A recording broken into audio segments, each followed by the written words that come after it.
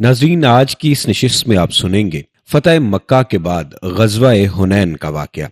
पिछली तमाम तर नशिस्तों में आपने वाक़या फ़तह मक्का सुन लिया है। नशिस्त के आगाज़ में आप भी दुरूद पाक में मेरे साथ शामिल हो जाएं। बिस्मिल्लाहिर्रहमानिर्रहीम। अल्लाहुम्मा सल्लि अला मुहम्मदिन व अला आलि मुहम्मदिन व इतरतिही बिअददि कुल्लि मालूम लक। अस्सलामु अलैकुम नाज़रीन, सीरतुन नबी सल्लल्लाहु अलैहि वसल्लम की नशिस्त नंबर 102 में खुश आमदीद।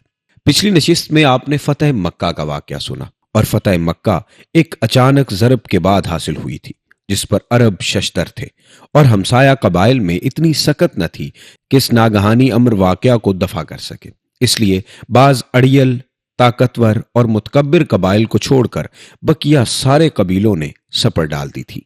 अड़ियल कबीलों में हवाजुन और सकीफ सरे फहरिस्त थे।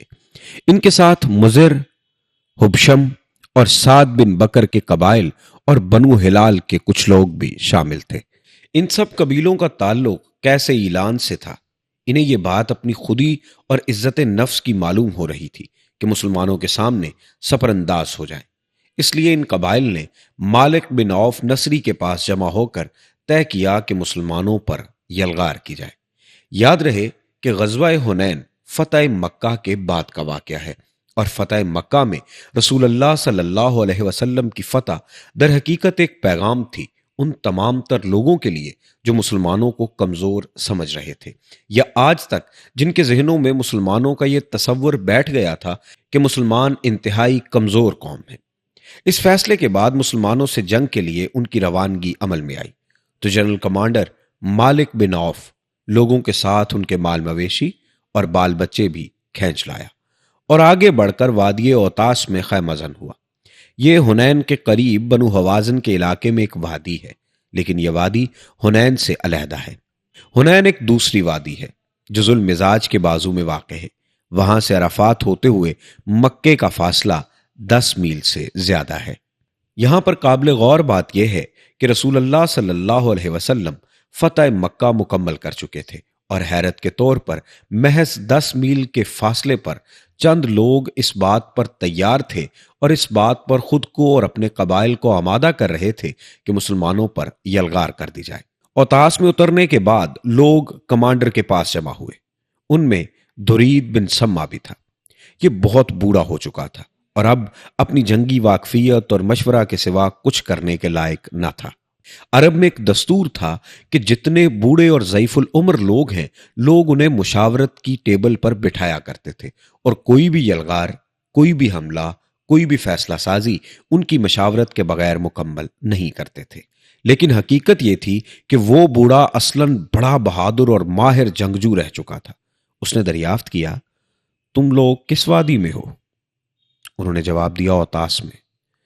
उसने कहा, यह सवारों की बेहतरीन जोलानगाह है, न पथरीली और न खाईदार है, न भुरभरी नशीब, लेकिन क्या बात है कि मैं ऊंटों की बिलबिलाहट, गधों की ढींच, बच्चों का गिरिया और बकरियों की मिमनाहट सुन रहा हूं।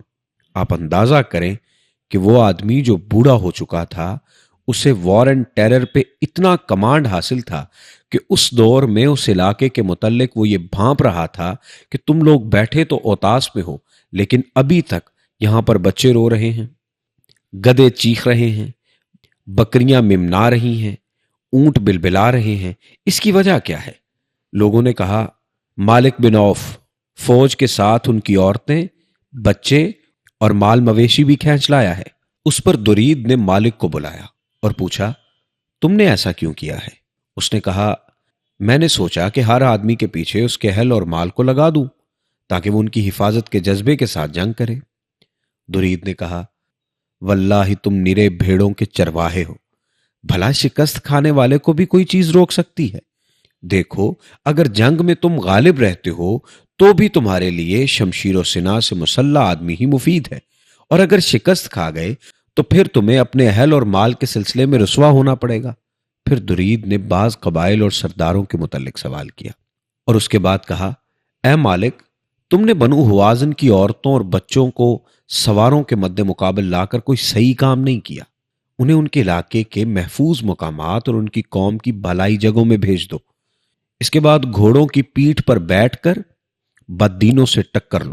اگر تم نے فتح حاصل کی تو پیچھے والے تم سے آن ملیں گے، اور اگر تمہیں شکست سے دوچار ہونا پڑا تو تمہارے اہل و عیال اور مال مویشی بہرحال محفوظ رہیں گے۔ لیکن جنرل کمانڈر مالک نے یہ مشورہ مسترد کر دیا اور کہا، خدا کی قسم میں ایسا نہیں کر سکتا۔ تم بوڑھے ہو چکے ہو اور تمہاری عقل بھی بوڑھی ہو چکی ہے۔ واللہ یا تو حوازن میری اطاعت کرے یا میں اس تلوار پر ٹیک لگا دوں گا اور یہ میری پیٹھ کے آر پار نکل جائے گی۔ در حقیقت مالک کو یہ گوارا نہ ہوا کہ اس جنگ میں درید کا نام بھی یا مشورہ بھی شامل ہو گیا ہے۔ حوازن نے کہا، ہم نے تمہاری اطاعت کی۔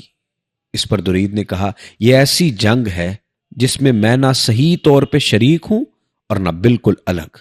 اس پر اس نے کچھ اشعار کہے جس کا اردو ترجمہ یہ ہے کہ کاش میں اس میں جوان ہوتا، تگو تاز اور بھاگ دوڑ کرتا، ٹانگ کے لمبے بالوں والے اور درمیانہ قسم کی بکری جیسے گھوڑے کی قیادت کرتا۔ یہ اس نے اشعار کہے۔ اس کے بعد مالک کے وہ جاسوس آئے جو مسلمانوں کے حالات کا پتہ لگانے پر مامور کیے گئے تھے۔ ان کی حالت یہ تھی کہ ان کا جوڑ ٹوٹ پھوٹ گیا تھا۔ مالک نے کہا، تمہاری تباہی ہو، یہ تمہیں کیا ہو گیا ہے؟ انہوں نے کہا، ہم نے کچھ چتکبرے گھوڑوں پر سفید انسان دیکھے اور اتنے میں واللہ ہماری وہ حالت ہو گئی جسے تم دیکھ رہے ہو۔ یہ تھی رسول اللہ صلی اللہ علیہ وآلہ وسلم اور ان کے صحابہ کرام کی ہیبت، یعنی وہ جاسوس جنہوں نے دیکھا کہ کچھ لوگ گھوڑوں پر آ رہے ہیں، اتنا سکتہ طاری ہو گیا کہ وہ اتنے حواس باختہ ہوئے انہیں کچھ سمجھ نہ آیا کہ بولنا کیا ہے اور کہنا کیا ہے۔ ادھر رسول اللہ صلی اللہ علیہ وسلم، ان کو بھی دشمن کی روانگی کی خبریں مل چکی تھی۔ چنانچہ آپ نے ابو حضرت اسلمہ رضی اللہ تعالیٰ عنہ کو یہ حکم دے کر روانہ فرمایا کہ لوگوں کے درمیان گھس کر قیام کریں اور ان کے حالات کا ٹھیک ٹھیک پتہ لگا کر واپس آئیں اور آپ کو اطلاع دیں۔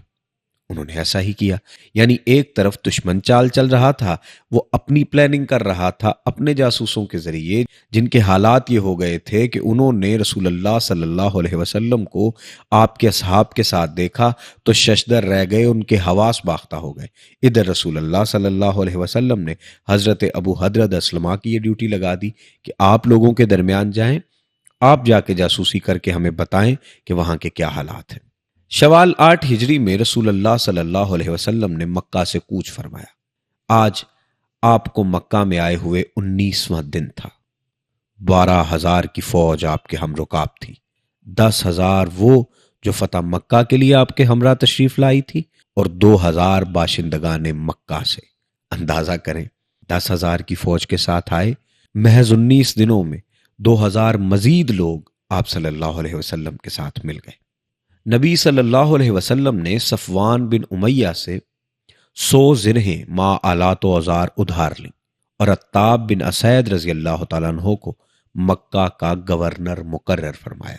19 دنوں بعد آپ وہاں سے نکلے تو مکہ کو گورنر کے حوالے کیا، اور مکہ کے اس پہلے گورنر کا نام حضرت عتاب بن اسید رضی اللہ تعالیٰ عنہ تھا۔ دوپہر بعد ایک سوار نے آ کر بتایا کہ میں نے فلاں اور فلاں پہاڑ پر چڑھ کر دیکھا تو کیا دیکھتا ہوں کہ بنو حوازن سب کے سب ہی آ گئے ہیں، ان کی عورتیں، چوپائے اور بکریاں سب ساتھ ہیں۔ رسول اللہ صلی اللہ علیہ وسلم نے تبسم فرمایا اور فرمایا، یہ سب انشاءاللہ کل مسلمانوں کا مال غنیمت ہوگا۔ حنین جاتے ہوئے لوگوں نے بیر کا ایک بڑا سا درخت دیکھا جس کو ذات الوات کہا جاتا تھا۔ مشرکین عرب اس پر اپنا ہتھیار لٹکاتے تھے، اس کے پاس جانور ذبح کرتے تھے اور وہاں درگاہ اور میلہ لگاتے تھے۔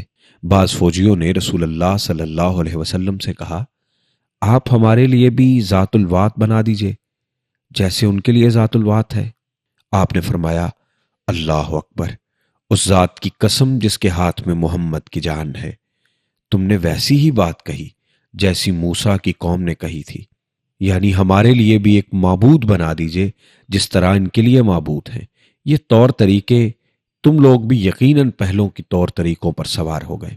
اثناء راہ میں بعض لوگوں نے لشکر کی کثرت کے پیش نظر کہا تھا کہ ہم آج ہرگز مغلوب نہیں ہو سکتے، اور یہ بات رسول اللہ صلی اللہ علیہ وسلم پر گراں گزری تھی۔ ناظرین، یہ رسول اللہ صلی اللہ علیہ وسلم کی لیڈرشپ ہی تھی جو اس بات کا اعادہ کروا رہی تھی اور اس بات پر لوگوں کو پختہ کر رہی تھی کہ تم لوگ اس طرح کی کمزور باتیں نہ کرو۔ اللہ نے آج اگر سرفرازی عطا کی ہے تو تم لوگ ہرگز نہ اتراؤ۔ رسول اللہ صلی اللہ علیہ وسلم کی ناگواری کی وجہ بھی یہ تھی۔ رسول اللہ صلی اللہ علیہ وسلم کی ذات پر اس طرح کی بات گراں گزرنا بنتا بھی تھا، کیونکہ رسول اللہ صلی اللہ علیہ وسلم نے مکہ سے مدینہ تک کا اور پھر مدینہ سے مکہ تک کا بطور فاتح سفر طے کیا تھا، اور رسول اللہ صلی اللہ علیہ وسلم جانتے تھے کہ یہ فتح مبین اللہ ہی کی طرف سے ہے۔ بے شک اگر اللہ چاہے تو وہ ہمیں فتح سے سرفراز فرمائے گا۔ ناظرین، یہ تھی آج کی نشست۔ اگلی نشست میں آپ غزوہ حنین کی مکمل تفصیل سنیں گے۔ تب تک کے لیے اپنے میزبان سید ابرار ابوالحسن کو اجازت دیجیے۔ اللہ حافظ و ناصر۔